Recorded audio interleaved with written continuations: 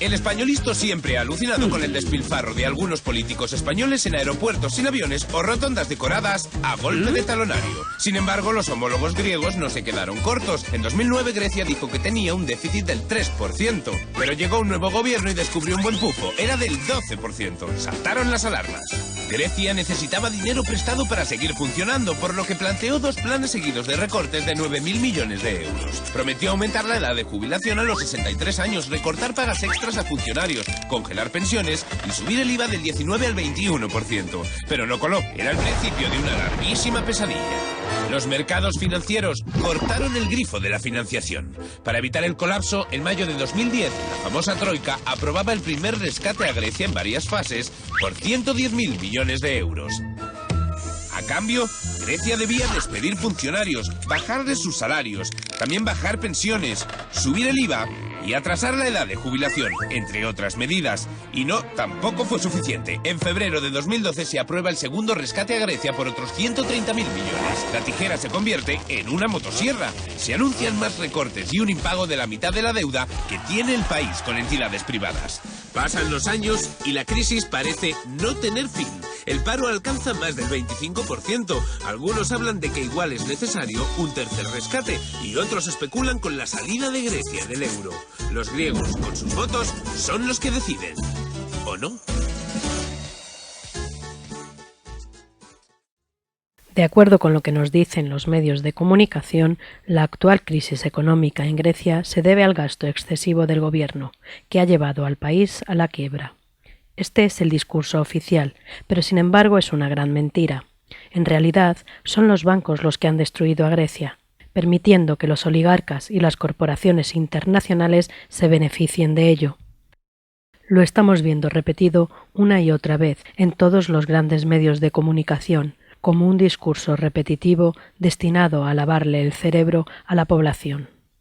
El gobierno griego gastó demasiado dinero y se fue a la quiebra. Los generosos bancos le prestaron dinero, pero Grecia todavía no puede pagar las cuentas, ya que han administrado mal el dinero que se les ha dado. Es algo que suena bastante razonable y que por lo visto mucha gente se ha creído. Pero es una inmensa mentira. Y no solo para Grecia, sino para otros países europeos como España, Portugal, Italia e Irlanda, que también están experimentando diversos grados de austeridad. Esta misma mentira ha sido utilizada por los bancos y las grandes empresas para explotar muchos países de América Latina, Asia y África durante muchas décadas. La verdad es que Grecia no quebró por sí sola, la han hecho quebrar.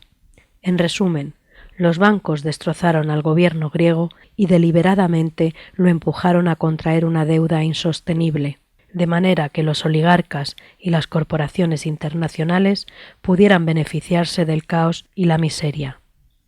Si usted es fan de las películas de la mafia, ya sabe cómo la mafia consigue apoderarse de cualquier negocio, por ejemplo, de un restaurante. ¿Cómo lo hace la mafia?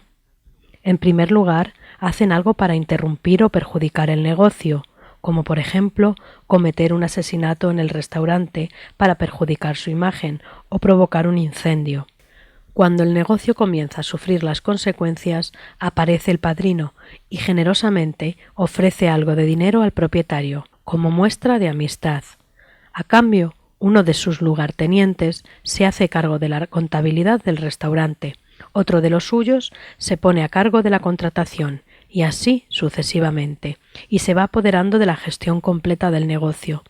No hace falta decir que para el propietario eso significa entrar en una espiral creciente de miseria, que pronto le llevará a la ruina, si tiene suerte de seguir vivo, claro. Ahora veamos cómo se aplica este principio mafioso a la financiación internacional, en 4 etapas. Etapa 1.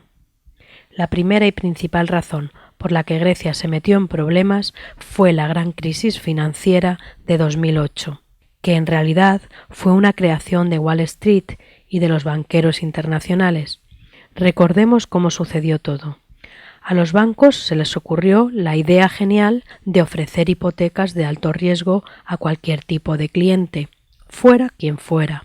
A continuación, Empaquetaron todas estas bombas de relojería financieras y las vendieron como valores respaldados por hipotecas, con un beneficio enorme a varias entidades financieras en países de todo el mundo. Los que facilitaron en gran medida esta práctica delictiva fueron los miembros de otra rama del sistema bancario, el grupo de agencias de calificación, como por ejemplo Standard & Poor's, Fitch y Moody's, que dieron calificaciones estelares a estos productos financieros destinados a quebrar. 3 años después del inicio de la peor crisis económica desde la Gran Depresión, parece que la justicia en Estados Unidos empieza a investigar en serio el papel de las agencias de calificación. Según el diario New York Times, el Departamento de Justicia está buscando pruebas de que Standard & Poor's, la agencia de calificación más grande del país, ocultó deliberadamente la toxicidad de las famosas hipotecas basura en los años de la abundancia previos a la crisis. Según la investigación, analistas de la agencia propusieron peores notas a esos productos, pero habrían sido desautorizados por sus jefes, aunque no se dan nombres concretos todavía. Pero el proceso podría terminar cuestionando seriamente la pretendida independencia para analizar y valorar los mercados de estos organismos privados que son juez y parte. Entonces, políticos sin escrúpulos como Tony Blair fueron pagados por los grandes bancos para vender estos títulos peligrosos a fondos de pensiones, municipios y países de toda Europa. Los bancos y los gurús de Wall Street ganaron cientos de miles de millones de dólares siguiendo este esquema de negocio, pero esta solo fue la etapa 1 de su enorme estafa.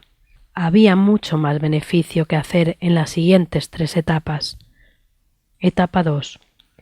Fue en esta etapa cuando las bombas de relojería financieras estallaron. Los bancos comerciales y de inversión de todo el mundo comenzaron a derrumbarse en cuestión de semanas. Los gobiernos a nivel local y regional vieron sus inversiones y activos evaporarse. Fue un caos generalizado en todas partes.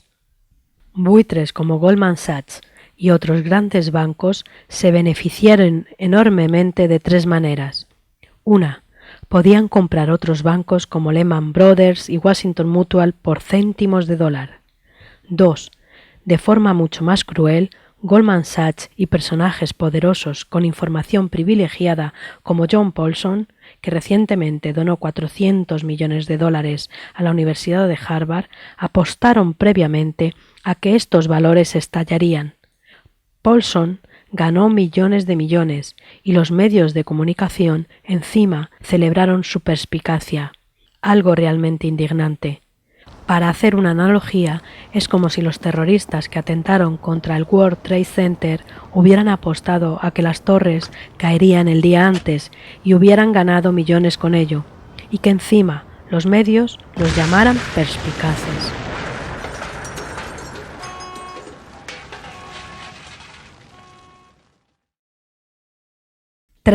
En tercer lugar, y para restregar sal en la herida, los grandes bancos exigieron un rescate a los propios ciudadanos, cuyas vidas los banqueros habían arruinado.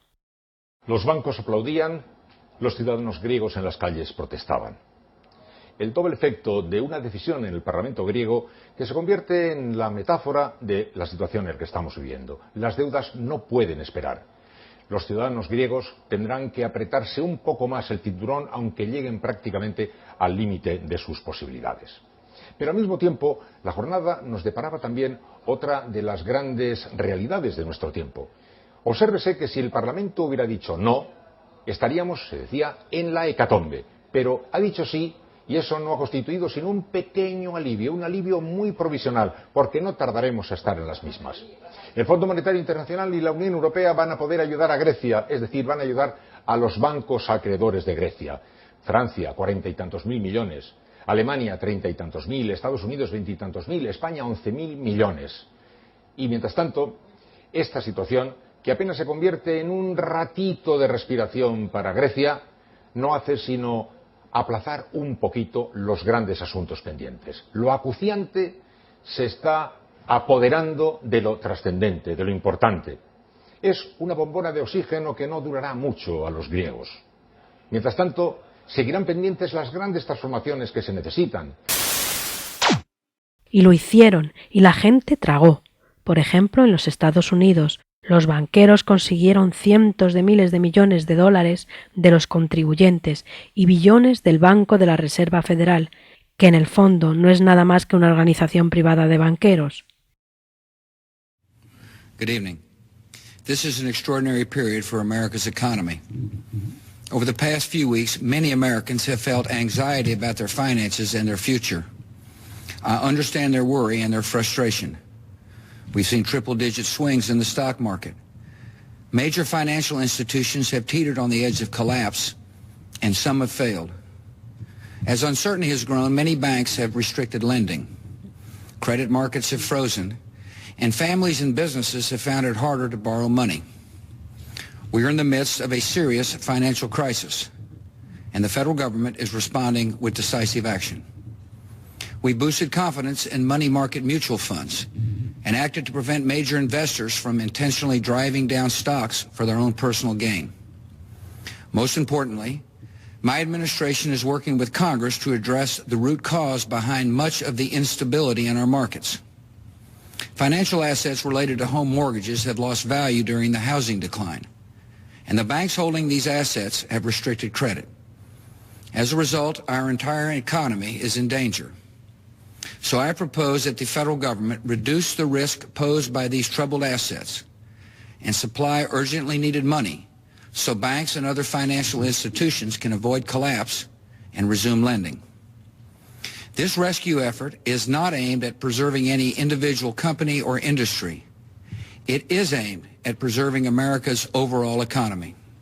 No hace falta decir lo que sucedió en España con entidades como Bankia. No va a haber ningún rescate de la banca española. Y en lo que se acordó ayer fue una apertura de una línea de crédito para nuestro sistema financiero. Dígalo conmigo, rescate. Rescate limitado, rescate limitado, rescate financiero, rescate light, rescate maravilloso, pero rescate. No le va a pasar nada porque lo diga. En Grecia, los bancos nacionales consiguieron más de 30 millones de dólares de rescate del pueblo griego. Es decir, ese gobierno griego, supuestamente irresponsable, tuvo que rescatar a los banqueros.